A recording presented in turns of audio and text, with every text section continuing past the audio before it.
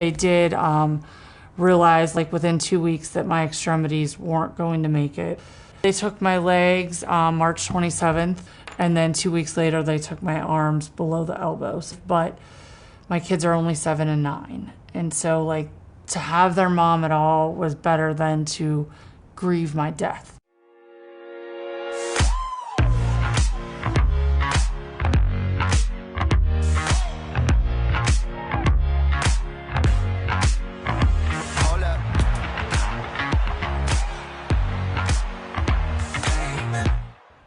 So, Kristin, can you explain to me what happened in March?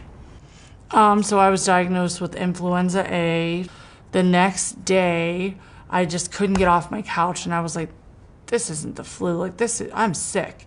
And I went to the hospital, and within 30 minutes I was put on a respirator because they became aware that I had bacterial pneumonia. So my family was allowed in, and they told him, just pray, but she probably won't make it through the night.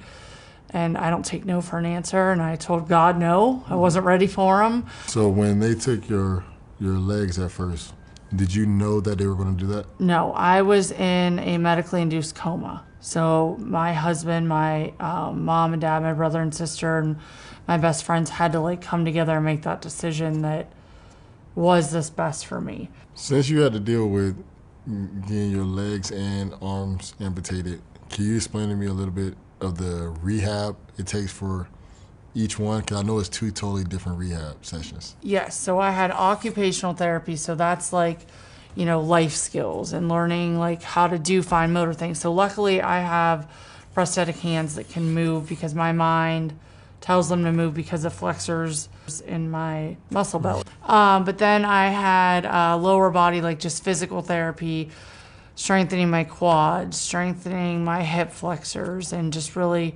getting everything in my lower body strong enough to be able to hold up my legs and be able to stand on my own. Yeah, it's a lot of upper and lower body that I'm still continuing now. Would you talk to me a little bit about what was the lowest point of this whole journey? Probably not seeing my kids for that long. My husband had to be the one to tell them, without me what happened, and just not being able to be there to comfort them, was so hard for me. And they wheeled me out of the hospital. I saw my kids for the first time in 9 weeks for 10 minutes. It was, my son was bawling, and then I cried then, seeing them, and I was like, that's it, I will walk again. I know you're saying you're a very independent woman. What is it like depending on other people right now? It's hard. It's very hard. I have to sometimes, depend on someone else to get something done the way that I want it done, or I have to adjust to how they do it because it's not going to be done how, my husband doesn't fold laundry how I fold laundry. It's different, but I'm going to get back to me, but I'm always going to need a little bit of assistance, and I'm accepting that. I know you was talking about your prayer warriors. Can you talk to me a little bit about your support system? I truly don't know many people who can say they've had the same best friend for 39 years, or that they have the brother and sister that I do, the parents, my husband, my kids. I don't know what I would do without them.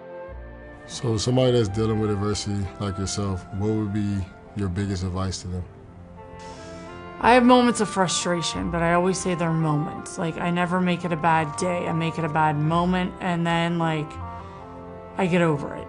This moment can take me so many places in life, and I hope to reach so many more people that do have adversities and do have things mentally or physically to overcome, to let them see that it's just a moment. Hey Kristin, thank you so much for allowing us to hear your story. You're now officially a 50 Phenom, and I want to gift you a jersey. Thank you so much. Yeah. So much. Yeah.